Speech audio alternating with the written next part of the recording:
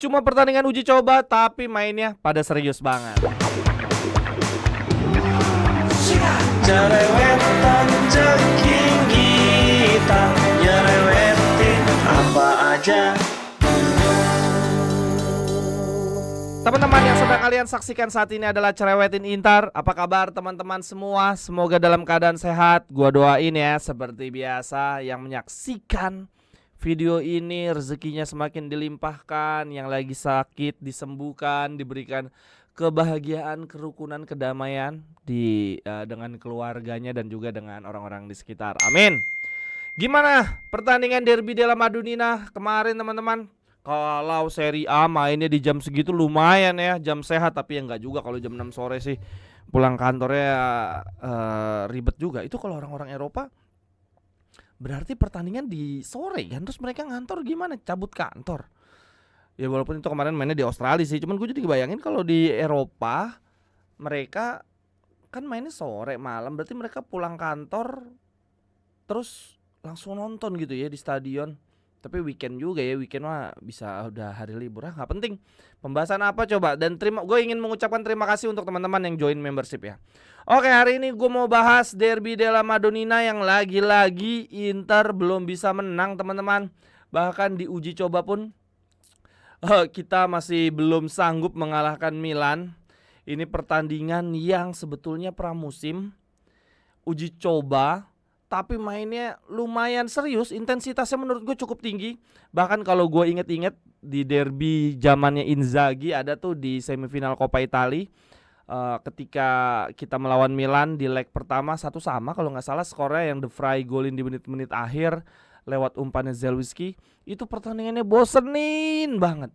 Kayak kedua tim cari aman, lalu kemudian di leg kedua mereka serius, tapi Inter yang kebantai oleh Milan 3-0 ya seingat gue. Siapa yang ngegolin? Luka Jovic apa Tijani ya, gue lupa. Ada yang cetak brace atau Temi, gue lupa. Nah tapi intinya adalah uji coba kemarin mainnya jauh lebih seru, lebih menghibur teman-teman. Bahkan keras, cenderung kasar. Yang paling kasar Estupinan sih, itu harus ganti biaya berobat. Enggak banget bro. Friendly match menit 94, urgensi apa yang ada di pikiran lo sampai nyeruduk pakai lutut? Itu pakai lutut loh. Kasian Jan Bisek udah gitu. Jan Bisek di babak pertama sempat kayak agak ditandu juga, gue khawatir cedera. Bahkan sampai Cifu masuk tuh ke lapangan nyamperin Jan Bisek karena kayak salah mendarat.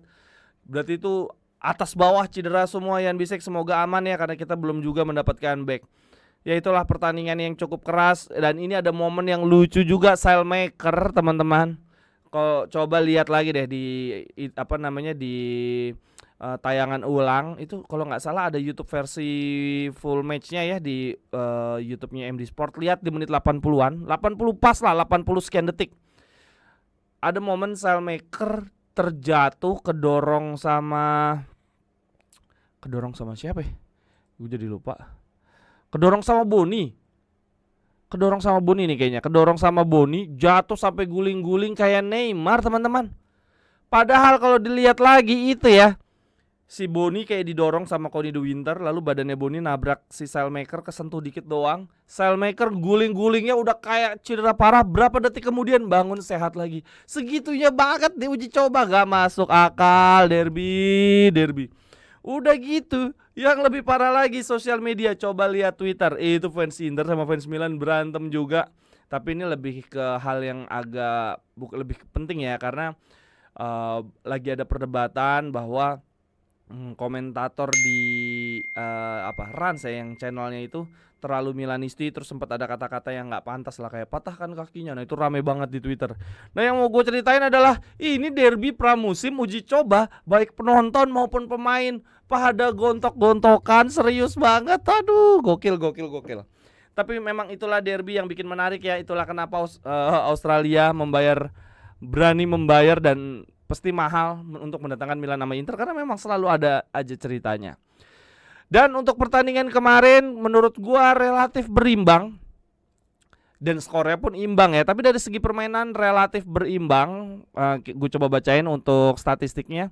Jumlah total shotnya sih Inter sangat dominan.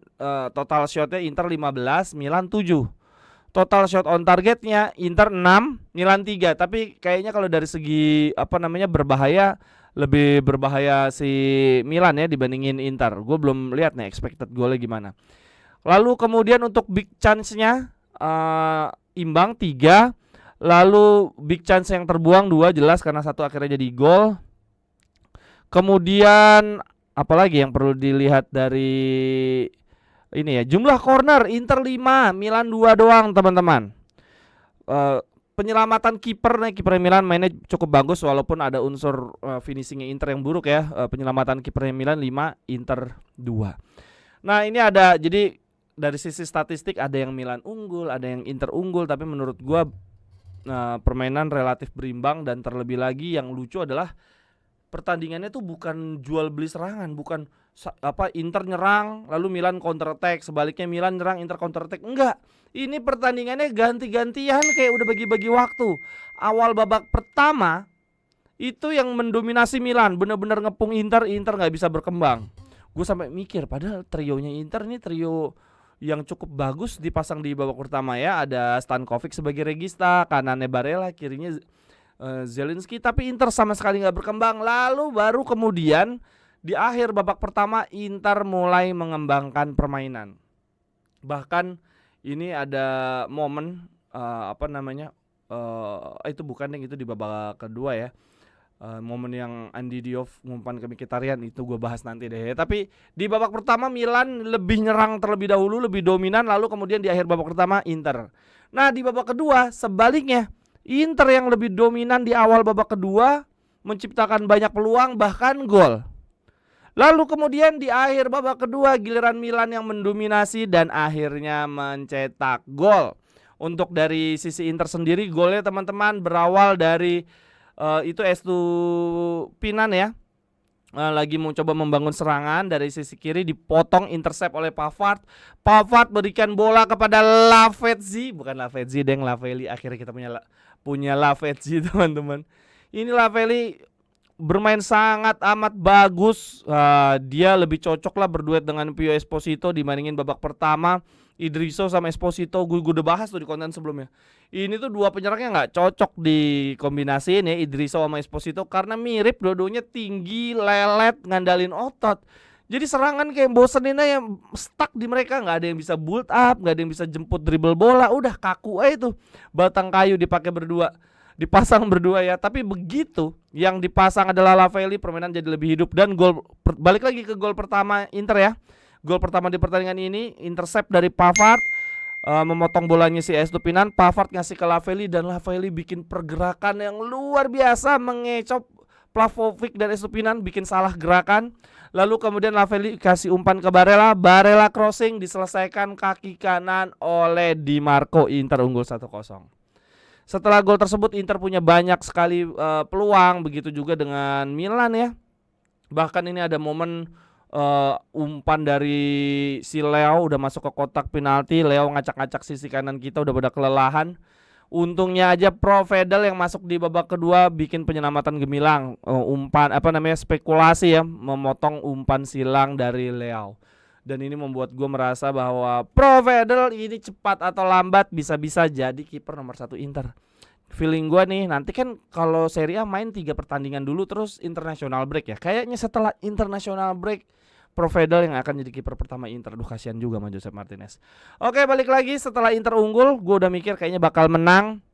Milan ganti. Nah, yang menarik adalah Milan di babak kedua di menit 50-an mengganti 10 pemain. Banyak sekali pemainnya. Nah, itu masuk pemain-pemain inti ya. Ada Modric, ada Leo, ada banyak pemain yang masuk dan permainan Milan jadi lebih hidup. Sementara Inter di menit 70-an masukin banyak pemain dan lebih banyak pemain-pemain yang tidak terkenal ya, pemain-pemain Primavera. Walaupun ada Calhanoglu masuk babak kedua, Carlos Augusto, tapi ada Luis Enrique. Tapi memang untuk di babak kedua Inter lebih banyak menurunkan pemain-pemain lapis kedua. Nah, itulah kenapa akhirnya Milan lebih mendominasi dan akhirnya ini sih, bahkan wasit terjelek di Italia pun gak akan bilang ini penalti sih. Kocak. Udah cuman uji coba pakai acara gosok voucher segala teman-teman. Tapi menurut gua reaksi pemain Inter juga aneh sih. Lu ngapain protes gitu? ini kan apa namanya, betul bahwa penaltinya kontroversial, itu harusnya nggak penalti. Tapi kan udah ini uji coba doang, ya udah ya gitu. Biar fans Milan senang juga datang ke stadion mahal-mahal mau menyaksikan timnya kalah. Itu pemain Inter protesnya benar-benar, dan akhirnya penalti dieksekusi dengan baik oleh Nkunku. Terlihat si Provedel marah ya pas lagi penalti, ngerasa kayak kecewa gagal nepis penalti dari Nkunku. Dan berakhirlah sudah pertandingan 1-1. Setelah pertandingan ini Inter akan tetap stay ya di di Australia untuk menghadapi Juventus kalau nggak salah di hari Sabtu ya. Semoga ke depan partai Inter, Milan dan Juve bisa berlangsung di Italia ya teman-teman. Amin. Kirim cerewetan, pendapat atau pertanyaan lo apapun itu via Saweria. Nanti gua bacain dan tanggepin langsung di tengah-tengah konten cerewetin Inter dan Serie A. Atau untuk lo yang mau berbagi rezeki, support, bisa langsung scan aja nih barcode Saweria atau QRIS yang ada di layar. Linknya di kolom deskripsi. Terima kasih banyak teman-teman. Untuk catatan menarik di pertandingan ini yang gue punya teman-teman, yang pertama adalah Lavelli. Wah, gue suka banget Lavelli, menurut gue bisa jadi man of the match karena dia penentu ini ya golnya Inter. Dan ada satu peluang juga tuh, dia umpan terobosan sisi kiri, shot tapi masih bisa diamankan oleh kiper Milan yang tampil sangat bagus. Milan kembali memproduksi kiper bagus teman-teman. Moment of the game, momen terbaik di pertandingan ini tentu saja Zalewski dengan umpan membelah lautan. Itu udah masuk menurut gua passing of the season padahal baru uji coba. Gila, bagus banget umpannya membelah lautan, dan Diop dengan kecepatannya bisa dapetin bola. Ngeri Andy Diop. Tapi satu kelemahan Andy Diop, kalau teman-teman coba lihat di reka ulangnya ya, di tayangan ulang ya. Kelemahan dari Andy Diop adalah dia harus belajar memberikan crossing pakai kaki kanan. Jadi ketika ada momen kayak gini dia bisa langsung crossing. Sempet sih dia berapa kali crossing pakai kaki kanan, tapi kayaknya the momen ini dia kayak ragu. Padahal kalau dia bisa kaki kanan easy crossing aja yang biasa-biasa aja, nggak usah yang meliuk-liuk, bisa langsung disontek tuh. Tapi Andy Diop lebih memilih nahan bola walaupun dia akhirnya meliuk-liuk menghibur kita. Tapi menurut gue sebetulnya lebih bagus kalau dia langsung crossing. Nah di momen ini Andy Diop nahan bola menunggu pemain-pemain Inter masuk ke kotak penalti, lalu dia berikan umpan ke Mkhitaryan yang finishingnya udah bisa ditebak. Mkhitaryan. Tapi Mkhitaryan menurut gua di 2 uji coba terakhir baik lawan City maupun lawan Milan mainnya bagus banget teman-teman. Ya semoga dia tetap fit lah untuk jadi pemain cadangan masuk di babak kedua, menurut gua oke. Dan bahkan di pertandingan lawan Milan dia masuk di menit 45 ya, di jeda pertandingan, gantiin Stankovic yang mainnya jelek banget. Aduh, Stankovic masih belum konsisten, tapi ya itulah pemain muda ya. Baru kemarin lawan City kita muji dia. Stankovic dengan nomor punggung 5-nya mengingatkan kita akan sang ayah yang menggunakan nomor punggung yang sama ya, Dejan ya. Tapi di pertandingan lawan Milan nomor punggung 5-nya Stankovic lebih mengingatkan gua akan Lord, dia main jelek banget. Dan Mkhitaryan di selesai pertandingan ditanya oleh jurnalis pendapat dia tentang Stankovic ya. Mkhitaryan bilang begini, Stankovic telah mengambil langkah yang tepat. Dia butuh sedikit waktu untuk beradaptasi. Jadi kita harus sabar teman-teman, itu Mkhitaryan ngomong gitu. Beradaptasi untuk situasi yang baru. Meskipun dia sudah mengenal Inter sejak tim junior, tapi ini adalah berbeda. Bermain di akademi junior itu satu hal, sedangkan bermain di tim utama adalah hal yang berbeda lagi. Namun 2 tahun yang dihabiskan di luar negeri, di Bruges ya, di Bruges sama di mana berarti teman-teman, itu membuktikan bahwa dia layak kembali ke sini ya. Itu berarti teman-teman yang perlu kita berikan catatan khusus untuk Stankovic, bahwa harus bersabar. Bisa aja dia main bagus di satu pertandingan, besoknya menghilang seperti ketika City dan Milan. Lalu Mkhitaryan ditanya oleh jurnalis, apa saran lu untuk Stankovic? Mkhitaryan bilang begini, saran saya adalah dia harus lebih cepat. Hal itu sangat penting saat menempati area di lapangan sebagai pemain tengah. Kamu harus bisa mengatur tempo permainan serta tahu kapan harus menambah kecepatan dan kapan harus mendelay. Oh gile, saran dari Mkhitaryan. Dia tampil bagus, tapi saya yakin perlahan dia akan tampil jauh lebih baik lagi. Mantap, itu catatan dari gue ya. Lalu catatan gue lainnya tadi ya, Provedel yang walaupun kembali kebobolan, tapi menurut gue bisa banget dia ngambil ininya Josep Martinez. Josep Martinez dia udah lagi belajar banget, terlihat belajar banget, berusaha mendistribusikan bola, berani ngoper bolanya kayak mepet-mepet nunggu pressing lawan, tapi kayak deg-degan aja, kayak nggak tenang. Nah kalau Pervedel bola datar, bola lambung bagus-bagus banget jujur. Lalu kemudian tentu saja catatan untuk Andi Diouf ya teman-teman, yang lagi-lagi menjadi pemain yang paling mencuri perhatian. Dan yang menarik adalah Barella, gue lihat-lihat nih lebih mau ngoper ke Diouf sih dibandingkan ketika dulu dia bersama Dumfries. Walaupun ya itu Barella still menjadi being Barella ya, marah mulu kerjaannya. Lalu yang menarik lagi menurut gua adalah Zielinski. Walaupun ini di ratingnya bagus, tapi gua lihat di babak pertama Zielinski enggak. Zielinski sebagai Mezzala kok makin lama makin kurang ya, enggak begitu hidup lah.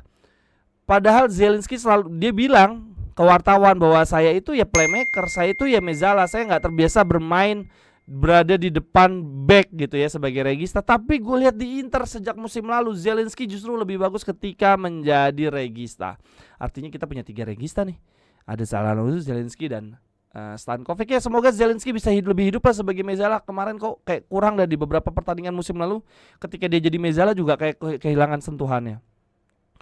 Kemudian catatan gue lainnya adalah Pio Esposito yang kembali gagal cetak gol. Sayang sekali, gue sangat berharap Pio cetak gol karena di pramusim begini seorang pemain, apalagi pemain muda dan striker, mencetak gol tuh penting untuk menambah kepercayaan diri.